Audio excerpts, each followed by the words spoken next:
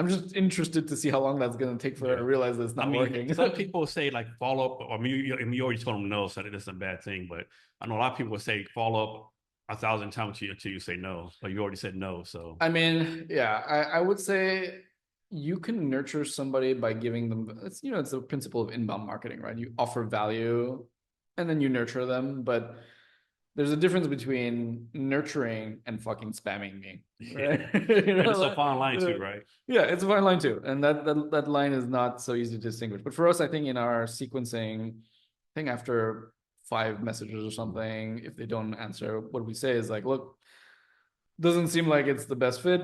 Let us know if this is not whatever. I forget exactly what we put, but basically it's a nice breakup email of messaging of sorts where it's just like, look, I'm not going to bother you anymore.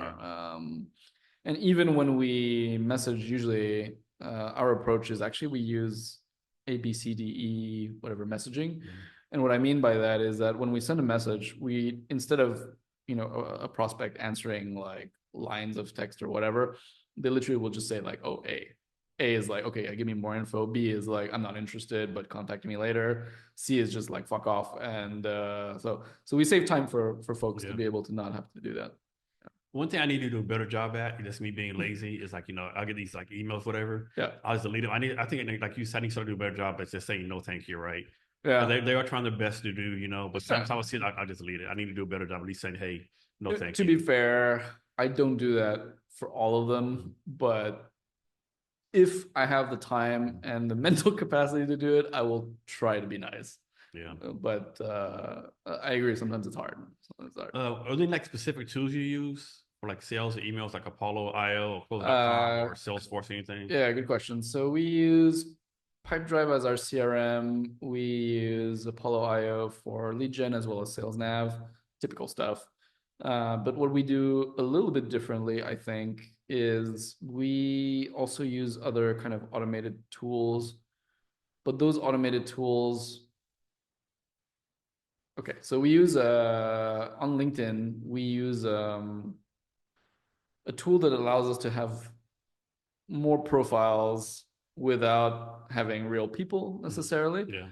But we try to do it in a way that is as human as possible. So you have automation tools, but most of the time the way people use automation tools is that they'll just try to cut manual work rather than make the tool scale what they're doing well. So we use these other 2 tools. One of them is called HeyReach, and the other tool is I forgot the other one, the LinkedIn one.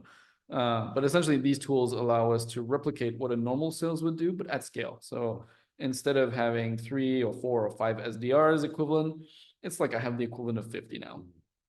But the messaging and the stuff we do is as human as possible, because you don't want to take that approach and then it's basically just spam again. So where possible, again, we try to make these messagings as personalized or whatever, as human as possible. So how have you utilized Sales Navigator? Because personally, I don't think any tool is frustrating more than use Sales Navigator. I don't think it has so much potential, but they refuse. Yeah, it's like, for me, like I'll sign for Sales Navigator, I'll submit to someone, and a month later, someone messaged me back. But I don't access it because the Sales Navigator is off my computer. Yeah. And if you rebuy it, all the shit's gone, right? Yeah, that's true. Same frustrations. I don't have anything special to add. I mean, the search function is like fabulous. Yeah. But the thing that we did to kind of streamline that is we use that other tool that I mentioned, like HeyReach, which basically we have a ton of Sales Nav accounts. And the nice thing is that the HeyReach account provides us a universal inbox where we can track all the messaging across all these different accounts that we're using. So that helps a little bit, but there's still the same problems. Yeah, that's something too. Don't tell me an entrepreneur, like all the time you have to waste. I don't say waste. All the time you have to use going through all these tools to find the right one for you. There's literally thousands of like all these tools, right? Correct. And how do you pick one? You just pick the one where they email you and do a sales call for you. And you would think that after the billions, hundreds of billions of dollars spent on these tools annually, that somebody would just figure out a thing that connects all of them. I guess you could make the argument that's what Zapier and stuff do, but it's crazy to me that we've had like decades of SaaS and it's still not that great. Software still sucks. Yeah, unfortunately, right. in certain respects. So yeah, I don't have any, magic answers for that other than we've also spent a ton of time Mhm. trying to figure out how to connect stuff very painfully. And yeah, I think on sales we use I think 6, 7 different tools at this point, not including marketing. So fun Yeah, days. there's so many tools out there, right? And Yeah. even though that's one mistake I made too in the past where in the past someone would say, hey, buy this tool, Mm. it's 50% off. Yeah. Like, well, I don't need this tool yet, but I can't pass it up. Yeah. You're passing shit. I just wasted this amount of money. I never used this freaking tool. True. True. Same Same. thing, We like did the people do same. too, Yeah, we yeah. did the same. Yeah, sure. So yeah, guys, if you're if you work in sales, please make us a better tool that connects stuff together. I don't know, but something better. Yeah. Yeah.